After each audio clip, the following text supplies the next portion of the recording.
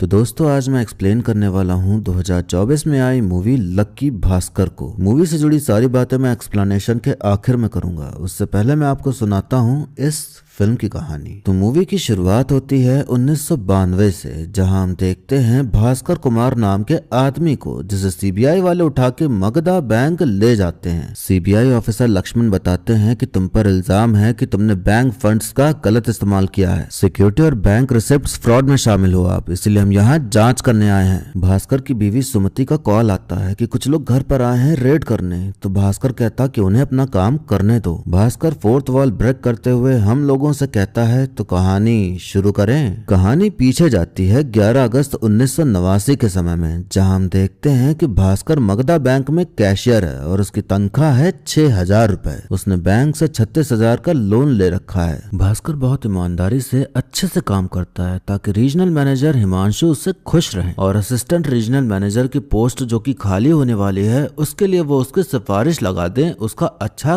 काम देख के। वॉल्ट मैनेजर नारायण का हमेशा का था कि आते लेट थे और जाते जल्दी। भास्कर और नारायण तिजोरी से पैसे निकालते थे और रजिस्टर में एंट्री करते थे कि कितना निकाला और कितना डाला। मंथ एंड में इसी को कंप्यूटर में अपडेट कर दिया जाता था। इसकी रिपोर्ट बना के रिजर्व बैंक में भी जमा करनी होती थी। जनरल मैनेजर विनोद और असिस्टेंट जनरल मैनेजर श्रीकांत इस बैंक के मेन पिलर्स हैं। पिछले 3 सालों से भास्कर इस बैंक का बेस्ट एम्प्लॉय बनते आ रहा था और उसे भरोसा था कि उसका प्रमोशन अब की बार हो ही जाएगा। बैंक के गराज में खड़ी थी मारुति 800, जो कि भास्कर की मनपसंदीदा कार थी। कोई इसका लोन नहीं चुका पाया तो बैंक ने इसे जब्त कर लिया। तो भास्कर की इस पर नजर थी कि कभी पैसे हुए तो इसे ले लेगा। भास्कर का जिगरी यार है सांबा, जो कि उसी बैंक में प्यून है। सुख दुख में हमेशा वो एक दूसरे का साथ देते हैं। भास्कर का एक साइड बिजनेस भी था। हर रोज सैकड़ों लोग बैंक आते थे, जिनमें से कुछ लोगों को बैंक का कामकाज नहीं आता था, जैसे चेक फॉर्म भरना, विड्रॉल फॉर्म भरना या खाता खुलवाना। तो वो भास्कर करके देता था पैसों के बदले। एक दिन एंथोनी नाम का एक आदमी आता है जिसे 2 लाख का लोन चाहिए था, लेकिन कोलैटरल के लिए इसके पास कुछ नहीं था। तो भास्कर कहता कि फिर आपको लोन नहीं मिल सकता।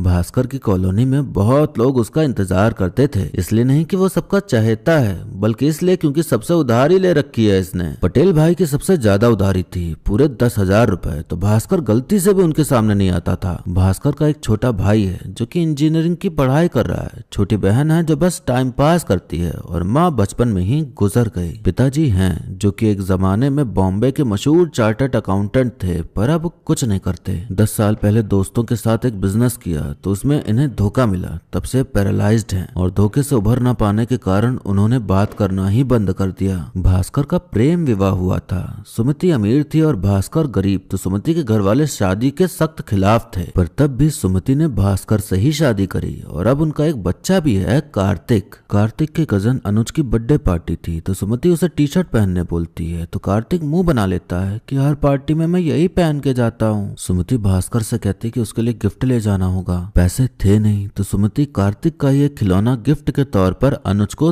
दे देती है। सुमति के साइड का परिवार भास्कर के परिवार के साथ अच्छे से बर्ताव नहीं करता था। वो जताते थे कि हाँ तुम लोग गरीब हो, जो कि सुमति को फील होता था हमेशा, पर इस बार ज्यादा हो गया। कार्तिक ने थोड़ा और केक मांगा तो अनुज की माँ ने दिया ही नहीं, ये बोल के कि तुम्हारे लिए इतना ही काफी है। तो सुमति गुस्से से अपने परिवार को वहां से लेके चली जाती है, क्योंकि वो अपने पति और बच्चे की बेइज्जती बर्दाश्त नहीं कर सकती थी। पार्टी में कुछ खाया नहीं था तो कार्तिक को भूख लगती है, तो वो लोग वड़ा पाव खाने के लिए रुकते हैं, पर भास्कर के पास 2 वड़ा पाव के ही पैसे थे, लेकिन दुकानदार उसको समझते हुए 3 प्लेट दे देता है। कार्तिक कहता कि उसे ज्यादा भूख लगी है, तो भास्कर उसे अपना वड़ा पाव भी दे देता है और अपनी भूख मार लेता है अपने बच्चे के लिए। सुमति भास्कर को कभी दोष नहीं देती थी कि वो गरीब है या उनकी जरूरतों को पूरा नहीं कर पा रहा, बल्कि उसे समझती थी, उसके साथ खड़ी रहती थी, भले कैसी भी सिचुएशन हो। अब एक दिन एंथोनी फिर से आ जाता है, जिसे सांबा ने बुलाया था, जो कि बताता है कि इसका माल पोर्ट में फंसा हुआ है, 2 लाख देगा तभी माल मिलेगा। उस माल को वो बेचेगा जिसका उसे 2 गुना ज्यादा पैसा मिलेगा। एंथोनी बताता है कि माल में है टीवी सेट्स। कासाब्लैंका नाम का एक शिप है, उसका कैप्टन जॉर्ज मेरा पुराना दोस्त है। मैंने मलेशिया से 30 टीवी मंगवाए थे 2.5 लाख रुपए के, जिसमें से 50,000 50,000 एडवांस दिए थे। जो मुझे पैसे देने वाले थे उन्होंने हाथ खड़े कर दिए। माल बेच के पैसे मिल जाएंगे, लेकिन जब तक पैसे नहीं दूंगा जॉर्ज मुझे माल नहीं देगा। अगर पैसे नहीं लौटाए तो वो माल की नीलामी कर देगा। भास्कर को उसकी बातों में कोई इंटरेस्ट नहीं आ रहा था उस समय, तो वो उसे कैसे भी बहाना देके भगा देता है। एक दिन पटेल भाई एंथोनी को धर लेता है कि चल मेरे पैसे निकाल। भास्कर के पास पैसे थे नहीं, तो पहले तो वो भरी भीड़ में उसकी खूब बेइज्जती करता है और फिर उसका स्कूटर लेके चला जाता है। पैसे थे नहीं तो वो दौड़ते भागते बैंक पहुंचता है तो देखता है कि सुधीर नाम के आदमी को असिस्टेंट रीजनल मैनेजर बना दिया गया है। सबको उम्मीद थी कि भास्कर बनेगा, भास्कर को भी उम्मीद थी, पर ये देख उसका दिल टूट गया। हिमांशु आकर कहता कि मैंने सिफारिश लगाने की कोशिश की, पर फैसला जनरल मैनेजर विनोद का था।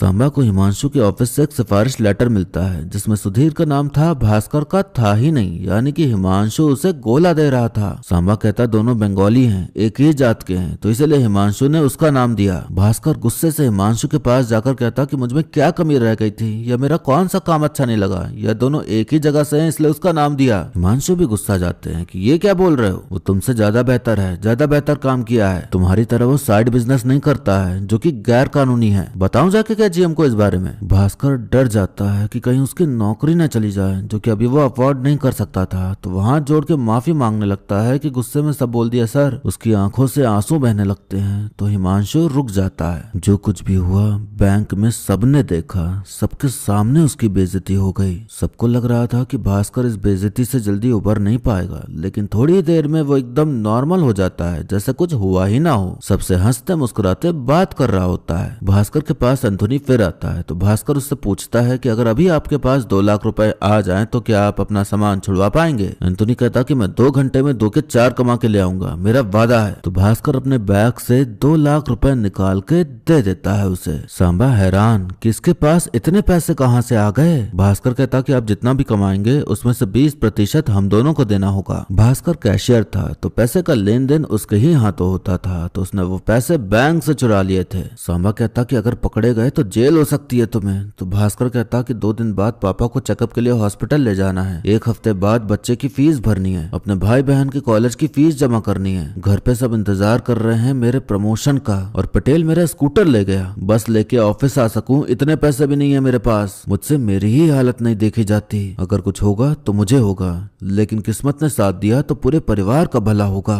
भास्कर को और जानकारी चाहिए थी तो एंथोनी बताता है कि इलेक्ट्रॉनिक आइटम्स की भारत में काफी मांग है। अगर ब्रांडेड टीवी एमआरपी पे खरीदने जाओ तो 35 से 40 हजार रुपए तक की कीमत होती है। वही टीवी मलेशिया या सिंगापुर जैसे देशों में 12,000 में मिलते हैं। हमारी सरकार खूब सारे टैक्सेस लगाती है, इसलिए महंगे बिकते हैं। यहाँ स्पेयर पार्ट्स पर कोई टैक्स नहीं लगता, तो इन टीवीज को स्पेयर पार्ट्स बताकर पोर्ट पर जान पहचान हो तो बाहर निकाल सकते हैं। भास्कर घर पे ही रुक जाता है और सांबा और एंथोनी चले जाते हैं सारा काम करने। इंतजार करते करते उन्होंने जो आने का समय दिया था वो भी बीत जाता है, तो भास्कर के मन में नकारात्मक ख्याल आने लगते हैं कि कहीं पैसे लेके ये भाग तो नहीं गए। लेकिन देर से ही सही पर वो आ जाते हैं, और जैसा एंथोनी ने बोला था वैसा ही होता है। एंथोनी को मुनाफा हुआ तो जो 2 लाख दिए थे वो और उनका जो शेयर बनता था वो भास्कर को दे देता है। सांबा को लग रहा था कि किस्मत अच्छी थी कि एंथोनी सही टाइम पे आ गया, पर असल में भास्कर नहीं उसे बुलाया था, मतलब सारा प्लान उसने पहले से ही कर लिया था। भास्कर सबसे पहले पटेल भाई के पास जाता है और उनकी उधारी चुका के अपना स्कूटर वापस ले लेता है। रजिस्टर में एंट्री होती थी तो भास्कर ने 2 लाख लेके उतने पैसे कम लिखे, और आज जब रखे तो 2 लाख बढ़ाकर एंट्री कर दी तो हिसाब बराबर हो गया। उसने जो दांव खेला, जो रिस्क लिया, वो रिस्क लेना उसके लिए सफल साबित हुआ। भास्कर, सांबा और एंथोनी तीनों पार्टनर बन जाते हैं, और अब भास्कर यही करना शुरू कर देता है, और धीरे धीरे करते हुए उसकी जेब पैसों से भरना शुरू हो जाती है। जो लोन बचा था भास्कर वो भी चुका देता है, और जो सबकी उधारी थी वो भी। और सुमति परेशान कि पैसे आ कहां से रहे हैं इसके पास। घर में नया नया सामान ले आता है, जैसे टीवी, फ्रिज, सोफा वगैरह वगैरह। पैसा आया तो नशा भी करने लग गया भास्कर, तो रात रात भर वो बाहर ही रहता था। तो सुमति उससे खफा खफा सी रहती थी कि आखिर चल क्या रहा है, क्या कर रहा है ये, और रहता कहाँ है वो रात भर। भास्कर सुमति को बताता है कि वो एंथोनी के साथ मिलकर इम्पोर्ट एक्सपोर्ट का बिजनेस कर रहा है, तो उसी की कमाई है सारी, और घबराओ नहीं, मेरा किसी के साथ चक्कर नहीं चल रहा है। गरीबी के कारण उन्होंने कभी कार्तिक का जन्मदिन नहीं मनाया अच्छे से, पर इस बार वो लोग एकदम बढ़िया पार्टी रखते हैं, जिसे देख रिश्तेदार जले कटे जा रहे थे। एंथोनी बताता है कि मेरे बेटे को अमेरिका में नौकरी मिल गई है और वो मुझे भी बुला रहा है, लेकिन मैं इस तरह जाकर उस पर बोझ नहीं बनना चाहता। इस शनिवार दुबई की एक शिप से 3 इंपोर्टेड कार्स आ रही हैं। हमारे पास 10 लाख रुपए हों तो 2 के 4 नहीं 2 के 6 हो सकते हैं, लेकिन इस बार हम उसके 3 हिस्से करेंगे और ये मेरी आखिरी डील होगी। 10 लाख रुपए बैंक से निकालना नामुमकिन सा था और भास्कर ज्यादा रिस्क नहीं लेना चाहता था। पार्टी इतनी ज्यादा शानदार हुई कि कार्तिक रोते हुए अपने पिता को शुक्रिया कहता है कि पहले मुझसे कोई बात नहीं करता था, पर आज आपकी वजह से मेरे दोस्त मुझे भाव दे रहे थे, मुझे पूछ रहे थे। शुक्रिया पापा। भास्कर जोश में आ जाता है कि वो अपने बच्चे की ये खुशी कभी नहीं जाने देगा और उसके लिए चाहिए होंगे पैसे, तो वो रिस्क लेने के लिए खुद को मना लेता है और किसी तरह बैंक से 10 लाख रुपए निकाल लाता है। पैसे देके वो लोग कार ले लेते हैं, लेकिन दिक्कत ये हो जाती है कि जिससे डील होने वाली थी उसे पुलिस पकड़ के लेके चली गई थी। एंथोनी दूसरे डीलर से बात करता है जो कि गोवा में था, तो बड़ा टास्क ये बन जाता है कि वहां तक गाड़ी पहुंचाएं कैसे। वो लोग फर्जी सरकारी नंबर प्लेट लगाते हैं ताकि रास्ते में चेकिंग हो तो कोई रोके ना और चल देते हैं गोवा की ओर। रास्ते में चेकिंग मिलती है तो गाड़ी रोकी जाती है, तो एंथोनी और भास्कर की गाड़ी तो पार हो जाती है, लेकिन सांबा को रोक लेते हैं। सांबा की कार में बैठे थे नेताजी जो कि बाहर निकल के आते हैं। भास्कर जानता था कि गड़बड़ी हो सकती है, तो उसने 3 भिखारी पकड़े और उन्हें नेता बना के बैठा दिया ताकि वीआईपी समझ के पुलिस कुछ बोले ना। लेकिन भिखारी इतनी ओवर एक्टिंग कर रहे थे कि पुलिस को शक हो रहा था, तो भास्कर अपना दूसरा पत्ता खोलता है। उसकी गाड़ी से निकलती है खूबसूरती से लबालब भरी हुई एक महिला जो कि अपनी अदाओं से पुलिस वालों को रिझाते हुए उन्हें जाने देने के लिए मना लेती है और ये वाला आइडिया काम कर जाता है। डील हो जाती है और काफी बड़ा मुनाफा होता है, तो भास्कर भिखारी और लड़की को भी हिस्सा देता है क्योंकि वो जानता था कि गरीबी क्या होती है। एंथोनी अपने बेटे के पास जा रहा था, तो वो कहता कि इन पैसों से वो वहां पर एक छोटा सा होटल खोलेगा। जब भी जरूरत पड़े मुझे बस एक फोन कर देना, मुझे भूलना मत सर जी। सब काम तो हो गया, लेकिन अब सबसे बड़ा काम था 10 लाख रुपए वापस बैंक में रखना। भास्कर बैंक जाता है तो देखता है कि पुलिस आई हुई है। अंदर जाते ही कलीग कहती कि बहुत बड़ा स्कैम हुआ है यहाँ। ये सुनकर भास्कर का गला सूख जाता है कि कहीं उसकी धांधली सबको पता तो नहीं चल गई। पता चलता है कि हिमांशु सर और सुधीर बैंक से लोन अप्रूव करवाते थे और बदले में क्लाइंट से कमीशन ले रहे थे, तो पुलिस उन्हें पकड़ के लेके चली गई। मतलब सांबा ने जो कहा था सही था, सेम शहर का था, इसलिए उसका प्रमोशन कराया ताकि ये सब कर सके हिमांशु। भास्कर और नारायण जाते हैं तिजोरी से पैसे निकालने, तो नारायण पूछते हैं कि 40 निकाले हैं ना, तो भास्कर कहता कि 50 निकाले, तो नारायण थोड़ा सोचते हैं फिर 50 ही लिख देते हैं एंट्री में। निकाले 40 ही थे, लेकिन 10 लाख सेटल करने थे, तो भास्कर ने 50 बोला। भास्कर सूटकेस में पैसा लेके आया था और उसे छूता ही है कि तभी जीएम विनोद आ जाता है पूछने कि सूटकेस में क्या है, खोलो इसे। भास्कर समझाता है कि मैं बाहर गया था, सीधा वहीं से आ गया, तो कपड़े हैं सिर्फ। पर विनोद सुनता नहीं और बोलता है खोलो इसे, और नारायण से कहता कि बॉक्स में पैसे गिनो कितने हैं। भास्कर डरते डरते सूटकेस खोलता है, लेकिन उसमें पैसे नहीं थे और बॉक्स में पूरे 50 लाख मिलते हैं। हमें बताया जाता है कि भास्कर ने दिमाग लगाते हुए पहले ही पैसे रख दिए थे, तो वो बाल बाल बचा आज पकड़े जाने से। भास्कर सोचता है कि ये हमारे लिए सिग्नल था कि अब रुक जाना चाहिए वरना हम फंस सकते हैं, तो सांबा कहता कि तुम रुको, मैं नहीं रुकूंगा। सांबा ने नौकरी से इस्तीफा देके पोर्ट के ट्रेडर के साथ डील करके अपना व्यापार शुरू कर दिया। भास्कर के पास जो जिम्मेदारियां थी उनके हिसाब से अपने पैसे अलग अलग बांट दिए, लेकिन फिर उसके भाई ने बताया कि उसे लंदन स्कूल ऑफ इकोनॉमिक्स में सीट मिल गई है, तो वहां पढ़ने जाना है, तो भास्कर ने सारे पैसे उसकी फीस भरने में लगा दिए। अब बैंक में आते हैं चेयरमैन सर, जिनको विनोद से पता चलता है कि भास्कर बहुत अच्छा एम्प्लॉय है, तो वो उसे प्रमोशन देते हुए असिस्टेंट जनरल मैनेजर बना देते हैं। तनख्वाह उसकी 3 गुना हो गई और उसे उसकी पसंदीदा वही लाल ऑल्टो 800 भी मिल गई बैंक की तरफ से, तो वो बहुत बहुत बहुत बहुत बहुत खुश होता है। कहानी वर्तमान में आती है जहां हम देखते हैं कि भास्कर का बैंक स्टेटमेंट निकाला जाता है, तो उसके में थे 100 करोड़ रुपए से भी ज्यादा पैसे। सारे ऑफिसर्स हक्का बक्का रह जाते हैं कि एक साधारण बैंक एम्प्लॉय के खाते में इतने पैसे कैसे आ गए। कहानी पीछे जाती है जहां हम देखते हैं कि चेयरमैन साहब भास्कर से कहते हैं कि विनोद थोड़ा बिजी है, तो कुछ महत्वपूर्ण जिम्मेदारियां आपको सौंपी जाएंगी। हर्षा मेहरा हमारा बहुत अच्छा क्लाइंट है, उसकी वजह से हमारे इस बैंक को करोड़ों का बिजनेस मिलता है, इसलिए उसका थोड़ा ख्याल रखना, वो हाथ से न जाने पाए। 2 जनवरी 1991 के दिन भास्कर से मिलने ग्रो हाई कंपनी से सूरज नाम का आदमी आता है, जो कि कटारी बैंक के बीआर्स देते हुए कहता कि हर्षा भाई ने देने को कहा है। बीआर मतलब होता है बैंक रिसिप्ट। जिस तरह से लोगों को और कंपनीज को बैंक लोन देती है, उसी तरह बैंक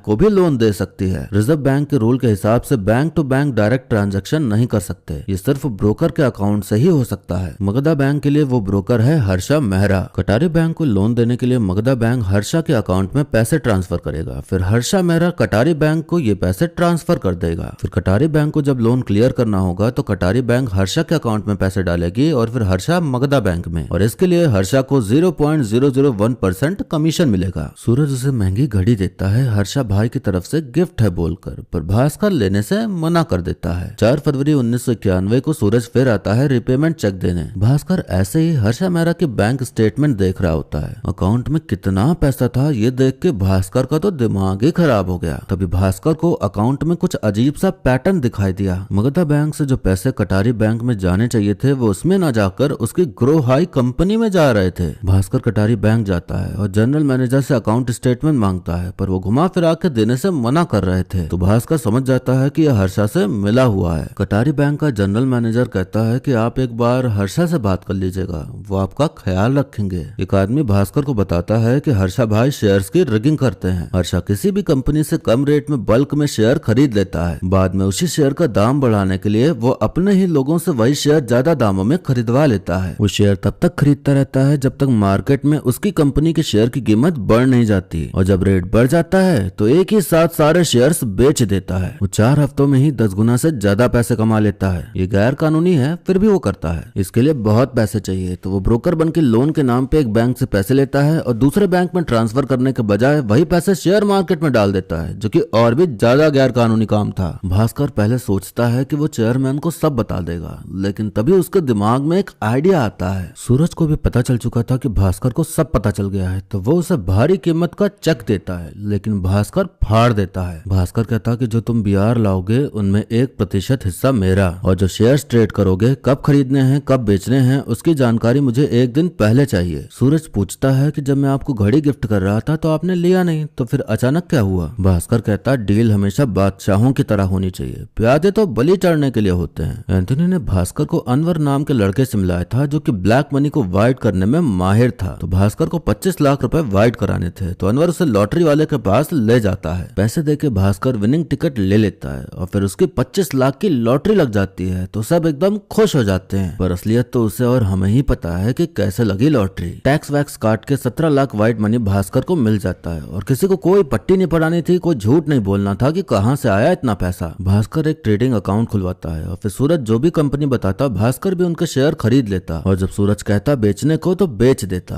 तो जिस तरह हर्षा को मुनाफा हो रहा था वैसे ही भास्कर को भी होता है। उसके हर दांव सही बैठ रहे थे। 2 हफ्ते में उसने 70 लाख रुपए कमा लिए शेयर से। भास्कर की बहन की शादी तय हो जाती है, तो वो लोग आभूषण लेने एक महंगी दुकान में जाते हैं। भास्कर खुद जाके अपनी गाड़ी पार्क करता है, पानी मांगता है तो वाटर कूलर का रास्ता दिखा दिया जाता है। चीजें पसंद करके वो चेक देता है, तो एम्प्लॉय कहता कि हम लोग चेक एक्सेप्ट नहीं करते। भास्कर कैश लेने बैंक जाता है और फिर रास्ते में कपड़े की दुकान पर रुकता है और कहता है कि सबसे महंगे कपड़े दिखाओ। वो पूरा बैग भर के पैसे लाया था, तो मालिक खुद चलाता है मुस्कुराते हुए साड़ियां दिखाने। हमें दिखाया जाता है कि आभूषण लेने जिस दुकान में गए थे वो लोग, उस दुकान का मालिक और उसका स्टाफ उनके साथ अच्छे से बर्ताव नहीं कर रहा था, उन्हें गरीब समझकर। तो ये बात भास्कर को खटक गई। उसे नीचा महसूस हुआ ये देखकर कि बाकी ग्राहकों के साथ अच्छे से पेश आ रहे हैं और उनके साथ मुंह बना के बात कर रहे हैं सब। कपड़ों की शॉपिंग करने के बाद भास्कर नई गाड़ी भी खरीद लेता है और फिर सारे महंगे कपड़े जूते पहनकर जाता है उसी आभूषण की दुकान, अपनी औकात बढ़ा के उनकी औकात दिखाने, उनकी अकड़ तोड़ने। अब गाड़ी वहां का स्टाफ पार्किंग में लगाता है। मालिक जो कि उनको गरीब समझ रहा था वही आके हाथ जोड़ के उनका स्वागत करता है, और पानी नहीं सीधा जूस मिलता है पीने को। भास्कर सब कुछ खरीद के पूरा काउंटर खाली कर देता है उनका। 3 लाख कम थे तो अब वो चेक भी एक्सेप्ट कर लेते हैं। फोर्थ वॉल तोड़ते हुए भास्कर हमसे कहता है कि ये है इंडिया।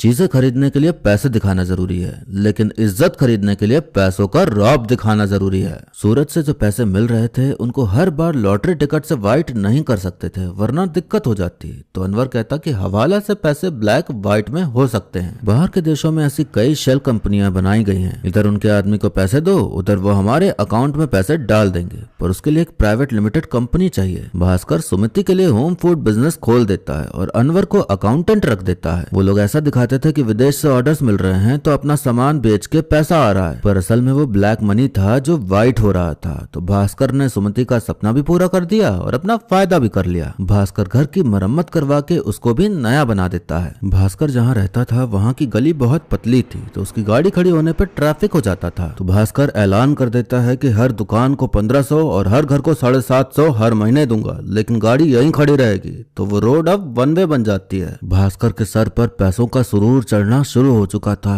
घमंड आने लग जाता है उसे पैसों का। वो किसी से अब सीधे मुंह बात तक नहीं करता था, अलग ही अकड़ में रहने लगा था। एक दिन भास्कर की गाड़ी के सामने पटेल भाई आ जाते हैं तो भास्कर गाड़ी साइड नहीं करता तो पटेल भाई गिर जाते हैं। तो गुस्से में वो गाड़ी में पत्थर मार देते हैं तो भास्कर उसका स्कूटर ही तोड़ डालता है। सुमति ये सब देख उससे कहती कि तुम बहुत घमंडी हो चुके हो, बहुत बदल चुके हो, बुरे इंसान बन चुके हो। भास्कर कहता है मैं बुरा नहीं, मैं बस अमीर हूँ। जिसके पास पैसा होता है उसे हर कोई बुरा समझता है। जिंदगी के हर ऐशो आराम से लेकर तुम्हारा ये बिजनेस भी सब इसी बुरे आदमी की वजह से है, तो थोड़ा तो आभार दिखाओ। अब एक दिन कटारी बैंक के जनरल मैनेजर कुछ काम से भास्कर के पास आते हैं तो भास्कर कहता कि आजकल पेमेंट बहुत लेट हो रही है हर्षा की तरफ से। तो मैनेजर कहता कि 1-2 करोड़ की ही तो बात है। तो भास्कर कहता कि 1-2 करोड़ नहीं, 100 करोड़ से ज्यादा का पेमेंट बाकी है। मैनेजर चकित हो जाते हैं कि मैंने इतनी बड़ी अमाउंट की बीआर कभी इशू ही नहीं की है। भास्कर कहता कि कुछ बीआर 19 की हैं, कुछ 25 की हैं। तो मैनेजर कहता कि मेरी इशू की हुई हाईएस्ट बीआर 9 करोड़ की ही है। मैनेजर बीआर रिसिप्ट देखता है तो कहता है कि ये बीआर मेरे बैंक ने इशू नहीं किए हैं और इस पे क्या साइन भी मेरा नहीं है। हर्षा मेहरा फर्जी बीआर बना के फर्जी दस्तखत करके बैंक से पैसा ले रहा था और किसी को कोई खबर ही नहीं थी। मैनेजर कहता कि आपके बैंक से 100 करोड़ उड़ाए, ना जाने बाकी बैंकों से कितने की घपलेबाजी की होगी। अगर ये बात बाहर आ गई तो मनी मार्केट, स्टॉक मार्केट सब क्रैश कर जाएगा, इकोनॉमी ध्वस्त हो जाएगी। आप और बीआर अप्रूव मत करिए और उम्मीद करिए कि हर्षा पकड़ा ना जाए,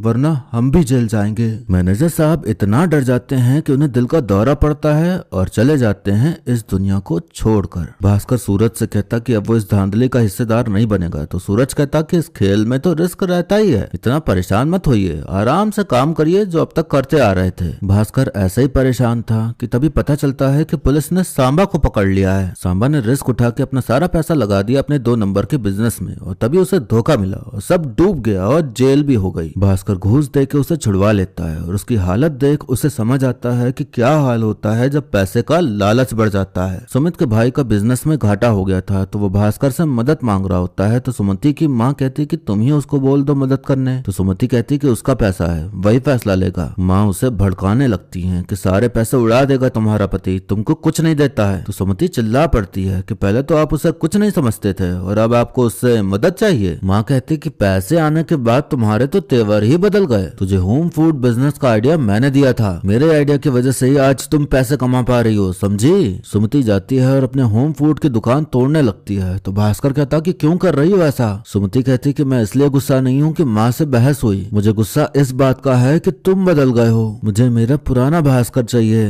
अब एक बहुत बड़ा चमत्कार होता है। पिताजी जो इतने सालों से चुप्पी साधे हुए थे वो बोल पड़ते हैं और भास्कर को अपने पास बुलाते हैं। पिताजी को शक हो रहा था कि भास्कर कुछ तो गड़बड़ी कर रहा है, तो उन्होंने होम फूड बिजनेस का अकाउंट देखा तो वो समझ गए कि भास्कर ब्लैक मनी को वाइट करता है। पिताजी कहते हैं एक वक्त था जब पैसे कमाना तेरी जरूरत थी, लेकिन अब तुझे पैसों की लत लग गई है। जो गाड़ी तेज चलाता है तेजी से पैसे कमाता है, फिर वो आदमी जितना आगे निकल जाए जिंदगी खींच लेगी। जुए की भी अपनी फितरत होती है, तुम कितना अच्छा खेलते हो इससे कोई फर्क नहीं पड़ता, रुकना कब है ये सबसे जरूरी है। भास्कर पिताजी की बात समझ जाता है, लेकिन सुमति सब सुन लेती है तो उसको बहुत बुरा लगता है कि बिजनेस उसके लिए नहीं, भास्कर ने अपने फायदे के लिए खोला था। भास्कर फूड बिजनेस बंद कर देता है, शेयर अकाउंट बंद कर देता है और बीआर पर साइन करके लोन इशू करना भी बंद कर देता है। विनोद भास्कर से कहते कि हर्षा के बीआर क्लियर कर दो, पर भास्कर फिर भी नहीं कर रहा होता। चेयरमैन भी कहते हैं तो भी नहीं कर रहा होता। भास्कर अपनी कुछ संपत्ति अपने जीजा और बहन के नाम कर देता है। वो सुमति के भाई को भी पैसे देता है बिजनेस चलाने के लिए और डील रखता है कि जो मुनाफा होगा उसमें आधा हिस्सा सांबा का होगा। जिनसे वो अकड़ के बोलने लगा था उन सब से माफी मांगते हुए उनके लिए कुछ अच्छा करते हुए अपनी गलतियों का पश्चाताप करता है। उसने पटेल भाई की स्कूटर तोड़ दी थी गुस्से में, तो वो उन्हें अपनी स्कूटर दे देता है। भास्कर सुमति से माफी मांगते हुए कहता कि मैं बन जाऊंगा तुम्हारा पुराना भास्कर, तो सुमति की भी नाराजगी दूर हो जाती है। विनोद भास्कर को बुलाता है तो देखता है कि सूरज भी वहाँ बैठा हुआ है, तो वो समझ जाता है कि क्यों बुलाया गया है उसे।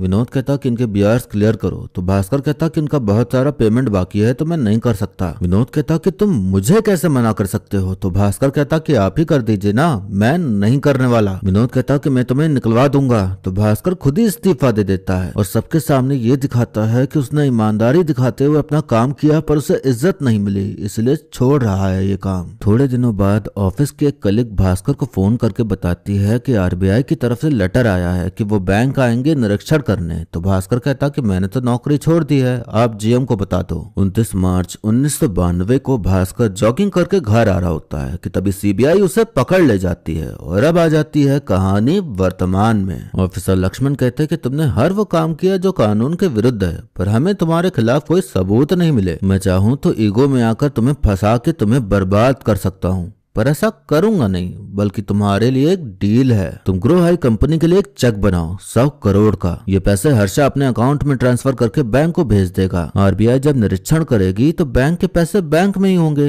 फिर तुम बेफिक्र जी सकते हो। भास्कर को अब समझ में आता है कि यह हर्षा से मिला हुआ है और सब कुछ हो रहा है उसके पैसे हथियाने के लिए। वहाँ विनोद और चेयरमैन भी मौजूद थे। भास्कर समझते आ रहा था कि वो खेल खेल रहा है, पर यहाँ तो उससे भी बड़े खिलाड़ी बैठे थे, मतलब खेल बहुत बड़ा चल रहा था। चेयरमैन कहता कि तुम्हें प्रमोट किया था सिर्फ बीआर पर साइन करने के लिए। इन बीआर के जरिए बैंक का पैसा शेयर मार्केट में लगाया जा रहा था कई लोगों के द्वारा। दिक्कत इसलिए शुरू हुई क्योंकि हर्षा का लालच बढ़ने लगा। शेयर्स रिक करने के लिए सैकड़ों करोड़ों की जरूरत थी, इसलिए हम फेक रिसिप्ट्स बनाने लगे। ये सिर्फ रिस्क नहीं जुर्म भी था। तुम्हें हमने अपना प्यादा बनाया ताकि फंसे तो वो फंसे जिसने रिसिप्ट्स पे साइन किया हो। दोनों को पता था कि भास्कर भी घपलेबाजी कर रहा है, पर कुछ बोलते नहीं थे वरना उनकी भी घपलेबाजी रुक जाती। चेयरमैन कहता कि हमें पता था कि तुमने ही आरबीआई में कंप्लेन करी थी कि मगधा बैंक में घपला चल रहा है। अपने 100 करोड़ रुपए देके अब तुम ही इस रायते को समेटोगे, समझे? भास्कर कुछ कर नहीं सकता था, इसलिए चुपचाप 100 करोड़ का चेक साइन कर देता है। चेयरमैन कहता कि तुम्हें बुरा नहीं लग रहा क्या?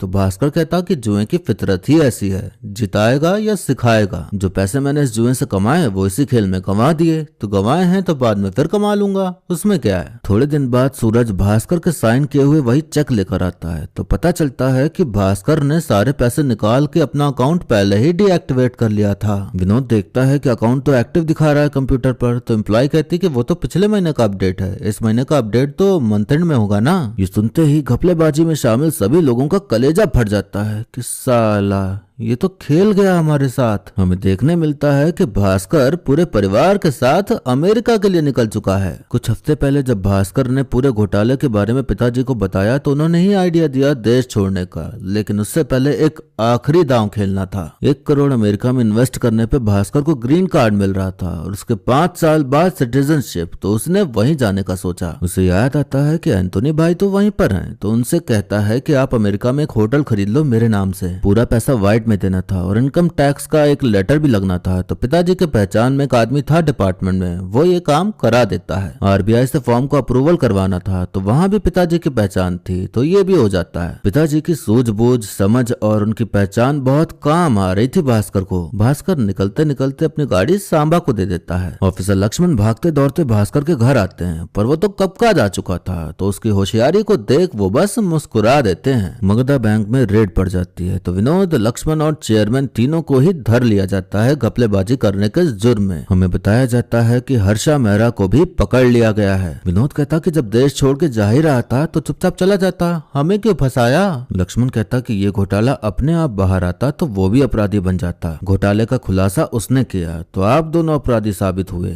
ये प्लान था उसका। भास्कर ने जब हर्षा का बैंक स्टेटमेंट देखा था तभी से उसे पता था कि ये दोनों भी शामिल हैं इस खेल में, इसलिए वो बिंदास होकर सूरज से डील कर रहा था। उसने कभी भी डायरेक्ट हर्षा से डील नहीं करी और ग्रो हाई के जरिए एक भी शेयर नहीं खरीदा, तो ऐसा करके वो सेफ चल रहा था। जब बीआर साइन करने के लिए फोर्स किया गया तभी वो समझ गया कि उसे बलि का बकरा बनाया जा रहा है। गलत काम करने के लिए इस्तीफा देके वो सबकी आंखों के सामने अच्छा बन गया। आरबीआई जाकर शिकायत दर्ज करके अपने आप को बेकसूर साबित कर दिया। अब कहानी कुछ महीने आगे बढ़ती है, जहाँ हम देखते हैं कि अब भास्कर बढ़िया होटल चला रहा है और मस्त अमीरों वाली जिंदगी जी रहा है। भास्कर फोर्थ वॉल ब्रेक करते हुए हमसे कहता कि आज जो इस तरह मैं यहाँ हूँ उसकी वजह है एक आदमी की मौत, मेरी बीवी का रोना और मेरे पिताजी की सलाह। कितना अच्छा खेलते हो ये जरूरी नहीं, कब रुकना है ये जरूरी है। अगर आप पहले जीतते हैं फिर हारते हैं तो हार याद रहेगी, लेकिन अगर हार के जीतते हैं तो जीत याद रहेगी। ये दुनिया मुझे कैसे याद रखेगी मैं नहीं जानता,